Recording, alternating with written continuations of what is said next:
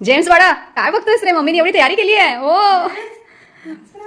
आज क्रांतीज्योती सावित्रीबाई फुले यांची जयंती आहे. गावामध्ये कार्यक्रम आयोजित केला आहे. त्यामध्ये आपली मम्मी सहभागी आहे. ओके बाय बाय, नंतर भेटू.